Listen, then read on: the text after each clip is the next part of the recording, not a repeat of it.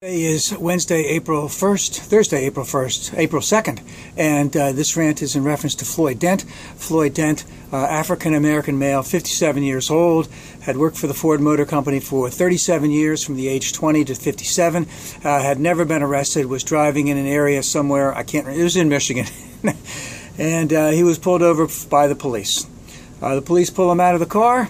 They put him on the ground. The one guy gets a chokehold on him, punches him in the head 16 times. They arrest him. They said that he was screaming that he was going to kill him. He was going to shoot him or whatever. When they first went to the car, that he was resisting arrest, a very normal thing for police to say. And of course, basically what happened, and of course he was all bloodied. And he said he didn't do anything. And of course he got a lawyer. And the lawyer basically, let me just finish with the synopsis there, is that this was all on the video dash cam, and at a later point in time, the video dash cam shows one of the officers taking a plastic bag out of his hand, and he was later charged with possession of cocaine. Now, the lawyer has gone on TV and has indicated that you will not find any of that gentleman's, Mr. Floyd Dent's, DNA on that was planted by the cop. Now, that cop has a name, and that's RoboCop, and he was thrown out of, I think, the Detroit or some other bigger police force a couple of years ago for doing for something that was really, really bad, horrific. And but he got employed by that one.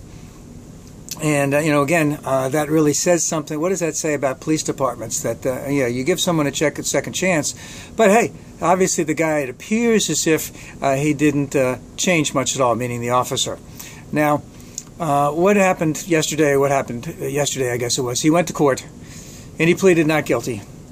And the court did something that it usually doesn't do. Normally they always take the word of the police, and the police says, oh, he was screaming and yelling he was going to kill us, and that this is why we had to use this force. But again, there was a lot of circumstances to that, and that the judge took him back. They went into closed quarters. The prosecution indicated that they wanted to review the case, wanted a 2-week delay, and all the other charges that Floyd Dent had gone under have already been dropped. So the only charge was the cocaine charge. All the other stuff has been dropped. So the prosecution now wants a couple weeks, and that they could easily come back and say that they want to drop the charges, all the charges. Now, one other thing that had happened is that Floyd Dent took a lie detector test before yesterday. He passed the lie detector test. His lawyer presented that as evidence in the case. The two big, did you threaten to kill him? No. Did you have cocaine in your car? No. Again, this gentleman, no police record whatsoever, continues to work for Ford Motor, maybe retired, worked for 37 years. Why they pulled him over, can't remember offhand.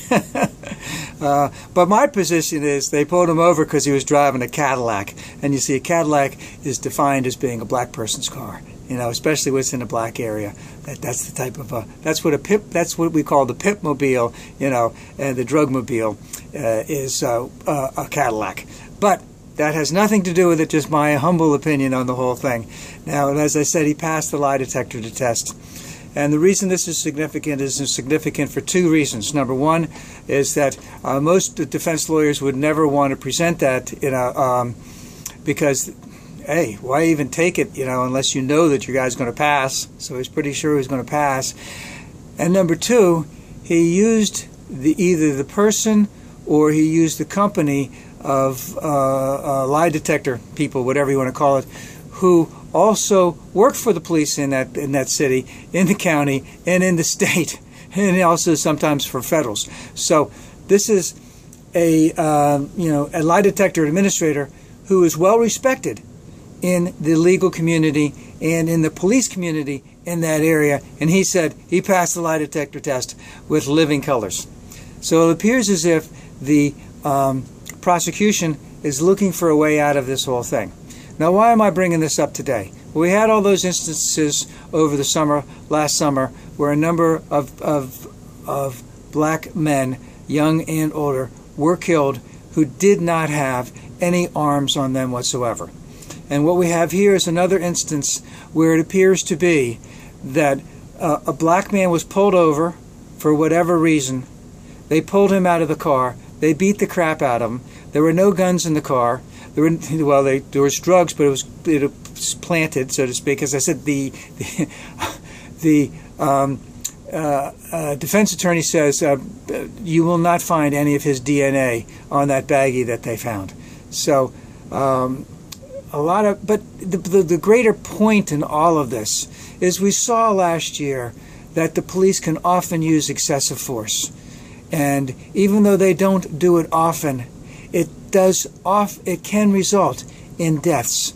Just earlier this week or last week, a mother of 3 was killed in front of her children by police officers. I think they came over for a domestic violence charge, unarmed again. So this is a continuation of what we see. There's a tremendous amount of heavy-handedness by the police department whenever they have that gumption or that feeling that maybe they're being threatened. The usual thing.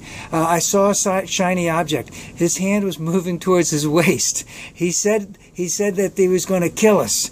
So I had to beat the crap out of him, and then I had to plant drugs in here.